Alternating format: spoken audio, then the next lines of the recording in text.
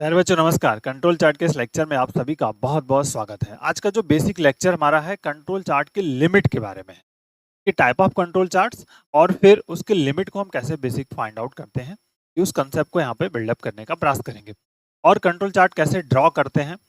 Graph paper कोई ज़रूरी नहीं है, बेसिक हम नॉर्मल जो पेपर हमारा होता है उस पर भी हम कंट्रोल चार्ट को ड्रॉ कर सकते हैं। उसके कंसेप्ट को समझेंगे कि आपका वर्कआउट्स क्या होगा, हॉरिजॉन्टल हमको क्या ड्रॉ करना है, वर्टिकल्स क्या ड्रॉ करना है, वर्कआउट समझेंगे। ये कंट्रोल चार्ट जो होता है स्टूडेंट जनरली दो तरह का होता है। कंट्रोल चार्ट फॉर वेरिएबल्स होता है, जैसे हम बात करेंगे पहला जो हमारे पास है control control chart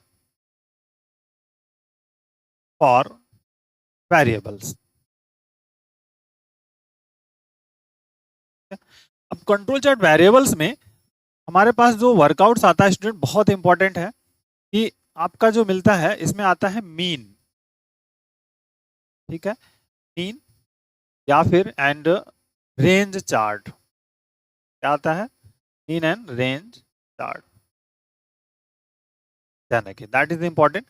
control chart for variables में हमारा कौन सा आता है? Mean and range chart. ये बहुत इंपॉर्टेंट है। अब इसको पहचानने का तरीका क्या है? यहाँ मेजरमेंट की बात होती है, हमेशा जनरली मेजरमेंट की बात होती है। तो कंट्रोल चार्ट फॉर वेरिएबल्स आपका हो गया कि मीन, यहाँ पे क्या होगा, हमेशा आपको क्या बात होगी? मेजरमेंट की बात होती है। इस पॉइंट को समझिए। दूसरा हमारे पास क्या आता है? जो दूसरा है कंट्रोल चार्ट फॉर एट्रीब्यूट्स, ठीक है, कंट्रोल चार्ट फॉर एट्रीब्यूट्स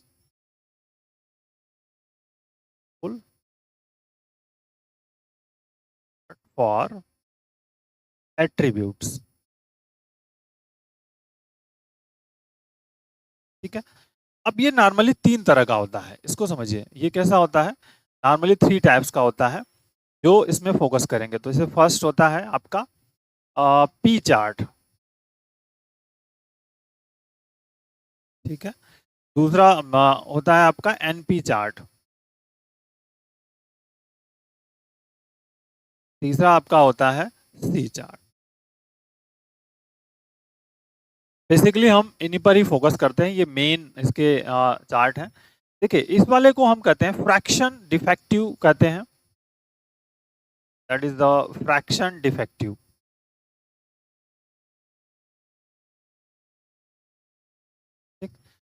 ये आपका है नंबर ऑफ डिफेक्टिव,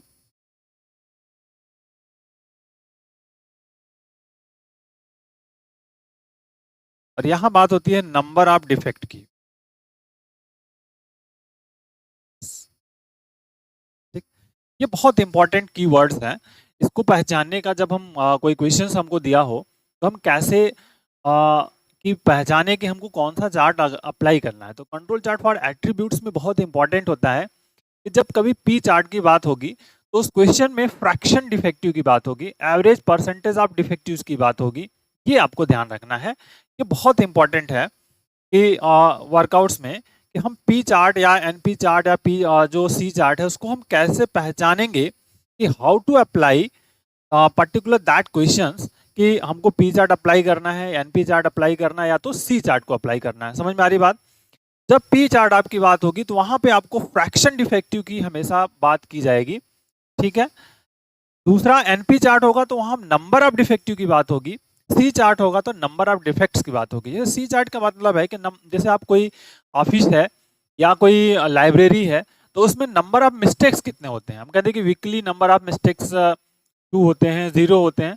तो उस नंबर ऑफ मिस्टेक्स को ऑब्जर्व करने के लिए हम सी चार्ट का वहाँ पे वर्कआउट्स करते हैं। ये बहुत इंपॉर्टेंट सा वर्कआउट्स है।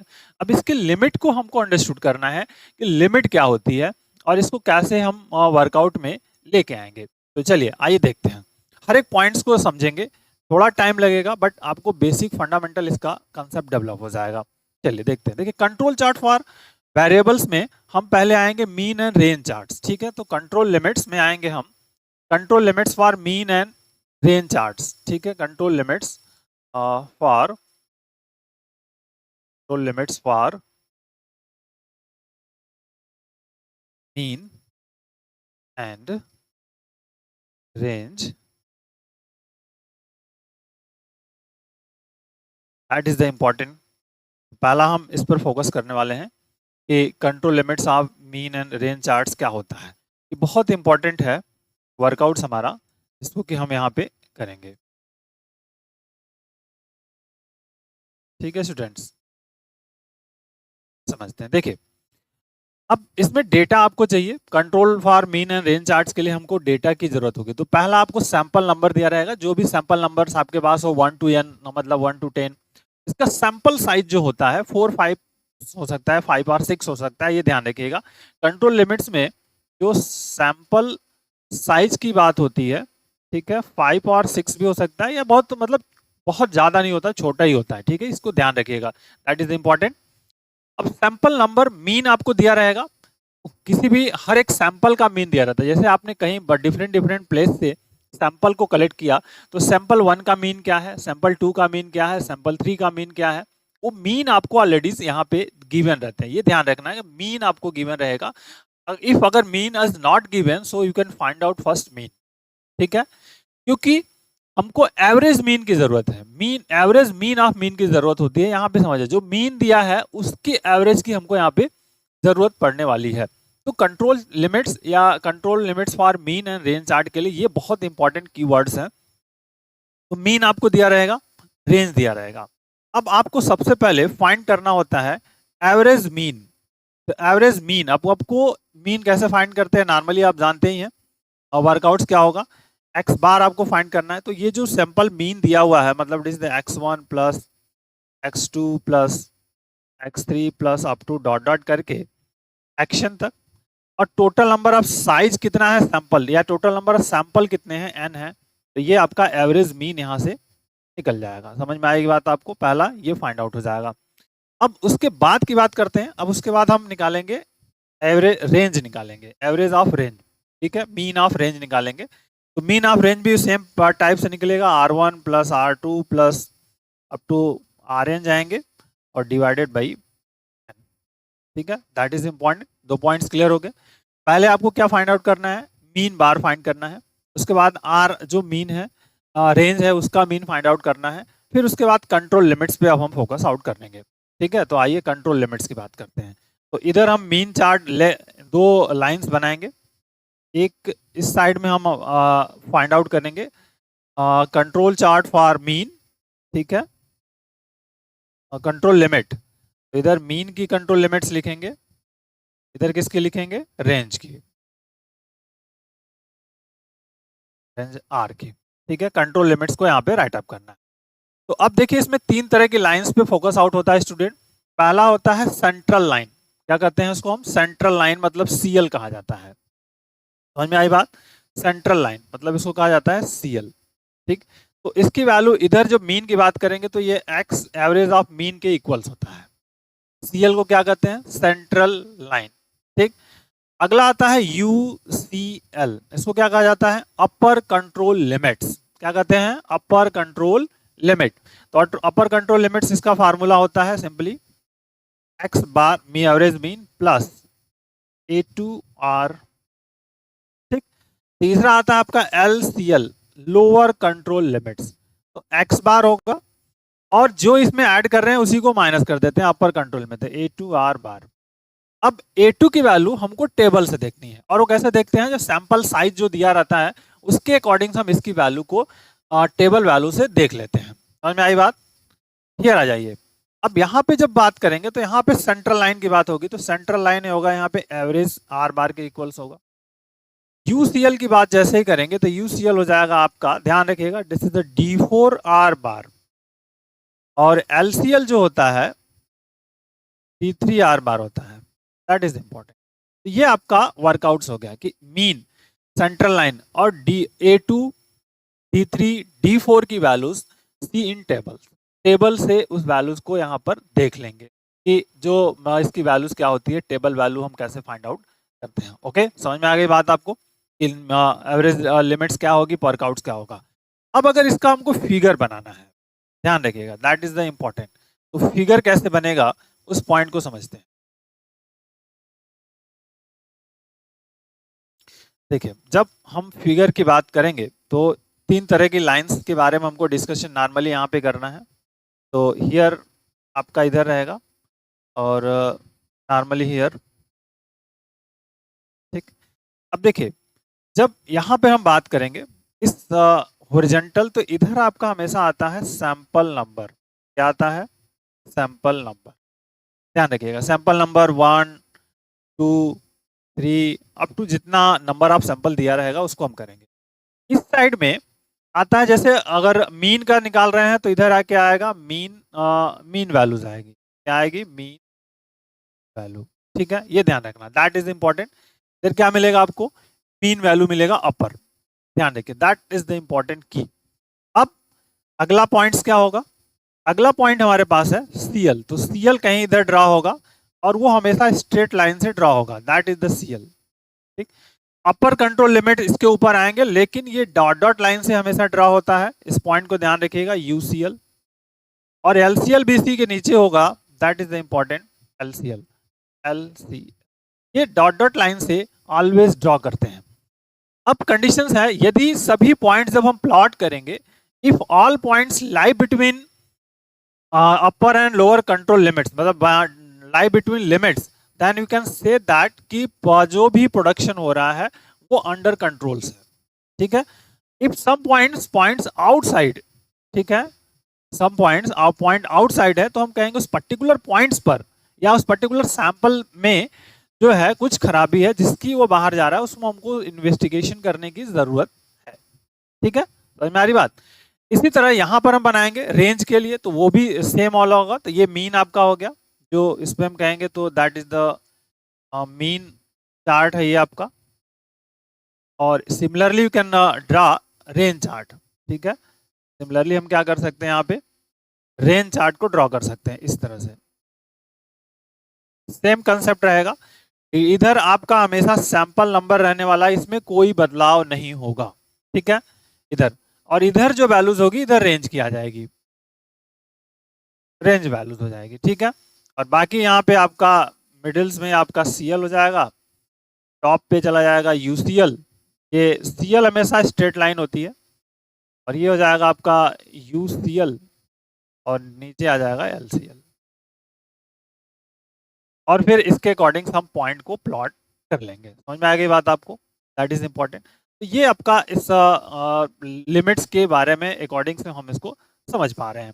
बाकी के पॉइंट्स को प्लॉट कैसे करना है वो आप जब हम क्वेश्चंस करना स्टार्ट करेंगे तो ऑलरेडी आप समझ जाओगे। ठीक है, सैंपल वैल्यूज को हमको यहाँ पे इंट्रोड्यूस करना है। अब आते हैं नेक्स्ट, हमारे पास आता है एनपी और पी चार्ट। बहुत इंपॉर्टेंट है, एनपी एंड पी चार्ट के बारे में हमको डिस्कशन यहाँ पे करना है, दैट इज इंपॉर्टेंट। तो आइए देखते हैं इसके बेसिक फंडामेंटल पॉइंट्स को। ठीक है, देखिए, तो control chart for NP chart के लिए पहले, फिर पी चार्ट के लिए, दोनों का वर्कआउट्स होगा where N is the sample size है, K total number of sample है, सैंपल नंबर कितने हैं, के है, और number of defective P I है। इस तरह से आपको जो चार्ट आपको दिया रहेगा, ठीक है, कि सैंपल नंबर दिया रहेगा और नंबर ऑफ डिफेक्टिव दिया रहेगा। क्या दिया रहेगा? Number of defective. सारी बात, नंबर ऑफ डिफेक्टिव आपको दिया रहेगा। तो कंट्रोल लिमिट से हमको, तो सबसे पहले हमको पी बार निकालना है। पी बार क्या होता है? That is the summation of P I upon के। ये बहुत इंपॉर्टेंट है, पी बार मतलब नंबर ऑफ डिफेक्टिव्स।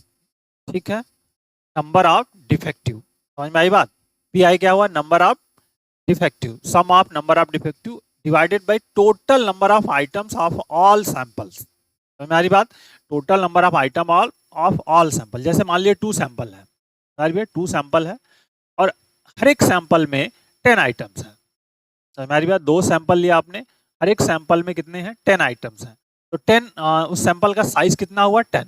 तो टोटल नंबर ऑफ आइटम्स कितने हो गए? 20 हो गए। सही बात?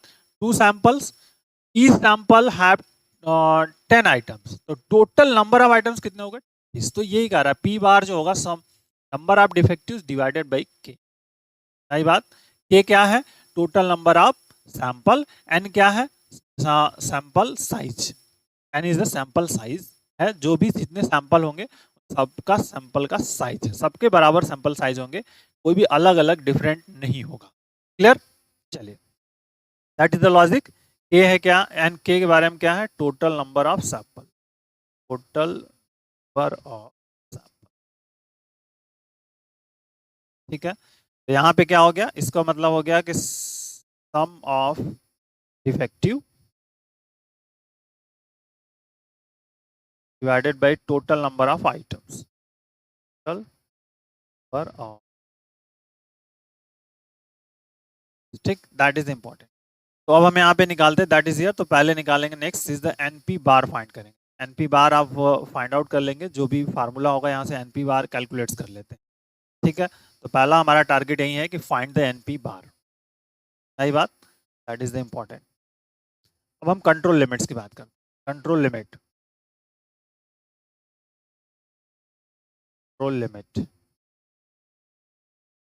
For NP chart,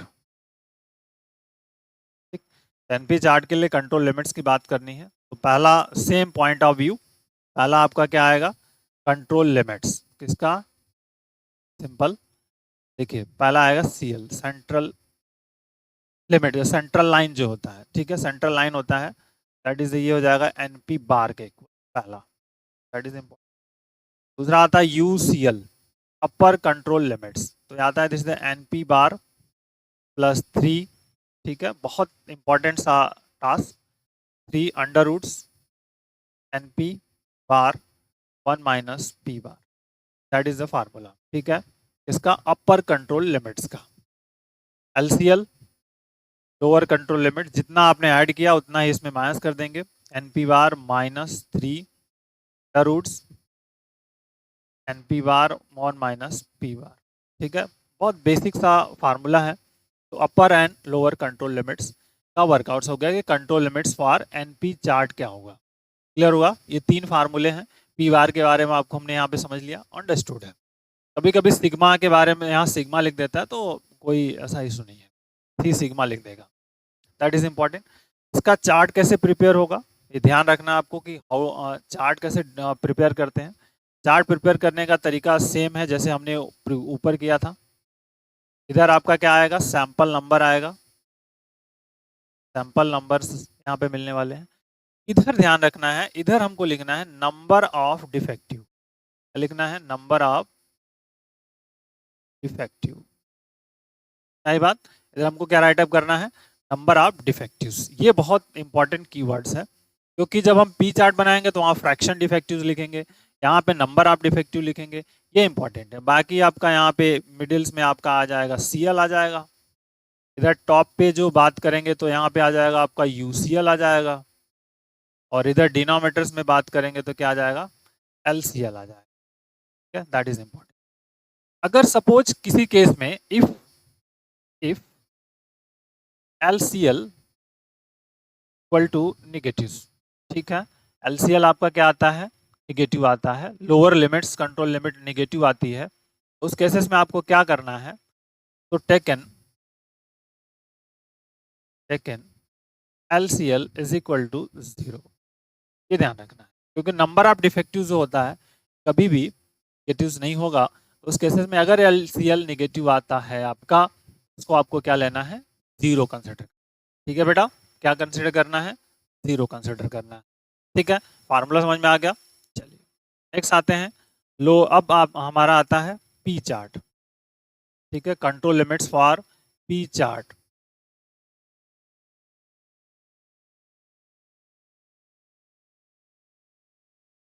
control limit for P chart, ठीक, control limits for P chart के बारे में हम बात करेंगे। तो डेटा हमारा जो दिया हुआ है ये इस तरह का, यही डेटा रहेगा, कोई इसमें बदलाव नहीं होगा, ठीक है, इसी तरह का डेटा यहाँ पे रहता है जिसके बारे में हम बात यहाँ पे कर रहे हैं, that is the important points है, बेसिक सा, तो दैट इज इम्पॉर्टेंट हियर, और इसको हम लिख लेंगे यहाँ पे, आएगा A1, A2, A3, A4 dot dot AN मान लेते हैं, ठीक है। अब देखिए जैसे ही बात करेंगे इस पर, तो बहुत इंपॉर्टेंट की पॉइंट्स बनता है कि पी बार यहाँ पे सेम पैटर्न्स पे निकलेगा, N is the sample size होगा, एन यहाँ पे कोई दिक्कत नहीं है, सैंपल साइज, तो पी बार जैसे ऊपर फाइंड आउट हुआ है वही समीशन ऑफ PI/KN हो जाएगा। ये कोई इसमें बदलाव नहीं है। मेन जब दिक्कत होगी जब इसका ग्राफ बनाएंगे उसमें आपको प्रॉब्लम्स होगी, उस प्रॉब्लम को हम समझेंगे यहाँ पर। देखिए दैट इज इम्पोर्टेंट। अगला जो अब इसका चार्ट होगा कंट्रोल लिमिट्स का, तो that is the control limit. कुछ है नहीं बेटा, बहुत आसान है। सीएल की बात करेंगे तो ये हो जाएगा पी बार के इक्वल। सीएल किसके इक्वल होता है? पी बार के इक्वल्स। ठीक है, UCL, UCL upper control limits, तो पी बार आ जाएगा +3 अंडर रूट में जाएंगे, दैट इज इम्पॉर्टेंट, बहुत इंपॉर्टेंट है, P bar into 1 minus P bar upon N. ठीक है, एन क्या? सैंपल साइज जो होगा। और एलसीएल जो होगा यहाँ पर भी that is the P bar -3 और under roots P bar 1 minus P bar upon N, that is important. ये हो गया आपका इसका कंट्रोल लिमिट्स का फार्मूला कि upper lower control limit, central line क्या है, अपर कंट्रोल लिमिट है, लोअर कंट्रोल लिमिट्स क्या है। देखिए जब पी चार्ट की बात होती है तो ये वर्कआउट्स करता है कि हमको चाहिए फ्रैक्शन डिफेक्टिव। ये किस पर बनता है? फ्रैक्शन डिफेक्टिव पे बनता है, ध्यान रखिएगा, that is the fraction defective पे की बात करता है। ये इसकी बात करता है फ्रैक्शन डिफेक्टिव की। बहुत इंपॉर्टेंट है पॉइंट कि जो फ्रैक्शन डिफेक्टिव की बात करता है, इट मीन्स अब जो ये चार्ट दिया हुआ है इसमें हमको क्या करना होगा, फ्रैक्शन डिफेक्टिव का भी एक कॉलम्स बनाना पड़ेगा। इसका बनाना पड़ेगा, फ्रैक्शन डिफेक्टिव का एक कॉलम्स बनाना पड़ेगा, जो कि आपके लिए यहाँ पर वर्कआउट्स में आएगा। That is the important keyword है। तो ये ध्यान रखना है कि जब क्वेश्चंस आपको दिया रहेगा पी चार्ट में, तो यहाँ पर हमको एक फ्रैक्शन डिफेक्टिव का वर्कआउट्स करना रहता है। ये बहुत इंपॉर्टेंट वर्क रहता है यहाँ पर, जिससे कि हम समझ पाएँ कि वर्कआउट्स में हमारे पास क्या है। तो अब एक कॉलम्स बनाएंगे फ्रैक्शन डिफेक्टिव, फ्रैक्शन डिफेक्टिव। अब फ्रैक्शन डिफेक्टिव्स में अब ये कैसे निकलेगा, ये बड़ा इंपॉर्टेंट है। तो फ्रैक्शन डिफेक्टिव्स में जो इसकी वैल्यू होती है, इस पॉइंट को समझिए, बहुत इंपॉर्टेंट है। अगर मैं इस पॉइंट को समझूं तो कैसे निकलेगा, इस पॉइंट को बड़ा थोड़ा समझना पड़ेगा हम लोगों को कि फ्रैक्शन डिफेक्टिव निकलता कैसे है। उस सैंपल जो होगा डिफेक्टिव में हमको क्या करना है, एन से भाग दे देना है। समझ में आ रही बात? तो फ्रैक्शन डिफेक्टिव जो होता है, फ्रैक्शन डिफेक्टिव है PI/N, दैट इज इंपॉर्टेंट। तो हर एक सैंपल का जो नंबर ऑफ डिफेक्टिव्स है उसमें आपको फाइंड करना है। तो इसका जैसे फ्रैक्शन डिफेक्टिव निकालना है तो A1/N हो जाएगा। इस वाले को क्या करेंगे, तो यहाँ पर आ जाएगा A2/N हो जाएगा, इसके आ जाएगा A3/N हो जाएगा। इसी तरह हम जब आगे बढ़ेंगे तो द लास्ट इज AN। ये बहुत इंपॉर्टेंट है, हमको एक फ्रैक्शन डिफेक्टिव का कॉलम जो रो है उसको एक इंट्रोड्यूस बनाना पड़ेगा जब हम पी चार्ट की बात करेंगे। स्टूडेंट क्या करेंगे, जब कभी भी पी चार्ट की बात आएगी तो उस टाइम पे हमको एक फ्रैक्शन डिफेक्टिव बनाना पड़ेगा। ठीक है, फ्रैक्शन डिफेक्टिव कैसे निकलेगा, number of defectives divided by total जो भी सैंपल साइज है उससे डिवाइड करें, number of defective divided bye sample size. तो हर एक सैंपल जो नंबर ऑफ डिफेक्टिव है उसमें हम बाइट करके फ्रैक्शन डिफेक्टिव निकालेंगे। अब उसके बाद चार्ट की बात आएगी कि हम चार्ट कैसे बनाते हैं। आइए, चार्ट में तो सब कुछ वैसे ही प्रीवियस की तरह है, सिर्फ यहाँ पे जो कुछ बदलाव होने वाला है उसको समझना है। इधर कोई दिक्कत नहीं है, इधर हमेशा जो होगा वो सैंपल नंबर ही रहता है डिनोमिनेटर्स में, बट यहाँ पर अब इधर बदल जाएगा। इधर आपका जो आता है ये आ जाएगा फ्रैक्शन डिफेक्टिव, इधर फ्रैक्शन डिफेक्टिव। ठीक है, ये ही बहुत मेन इंपॉर्टेंट है। बाकी तो सब आपका सेम ही है, यहाँ पे आपका सीएल रहेगा मिडिल्स में, ऊपर हम जाएंगे तो ये क्या आ जाएगा, आपका यूसीएल आ जाएगा, और डिनोमिनेटर्स में आपका सेम पैटर्न्स है तो इधर एलसीएल आ जाएगा। ठीक है, नई बात इस तरह से। तो ये वर्कआउट्स है कि पी चार्ट और एनपी चार्ट या मीन चार्ट्स में क्या बेसिक डिफरेंसेस हैं कि उनको कंट्रोल लिमिट्स को कैसे फाइंड आउट करें। तो ये वीडियो थोड़ा लंबा हो गया, लेकिन इतना वर्कआउट्स है कि आप इसको आसानी से समझ पाओगे। अब इस पे हम लोग आगे आने वाले लेक्चर्स में क्वेश्चंस को करेंगे, जिससे कि आपका बेसिक फंडामेंटल क्लियर होगा और आपका कंसेप्ट डेवलप होगा। ठीक है, वीडियो बड़ा हुआ, बट आई थिंक आपको टोटल इसका जो लिमिट का कंसेप्ट है वो समझ में आ। हम कंट्रोल लिमिट्स के जो थ्योरी वाला पार्ट्स है उस पर एक अलग से स्टैंडर्ड वीडियोस बना देंगे, जिससे कि आप उस पर थ्योरी को रिमेंबर कर सकते हो और नोट डाउन कर सकते हो। इस वीडियो की पीडीएफ आपको डिस्क्रिप्शन बॉक्स में लिंक मिलेगा, आप वहाँ से डाउनलोड कर सकते हो। ठीक है, take care, thank you, bye bye, जय हिंद।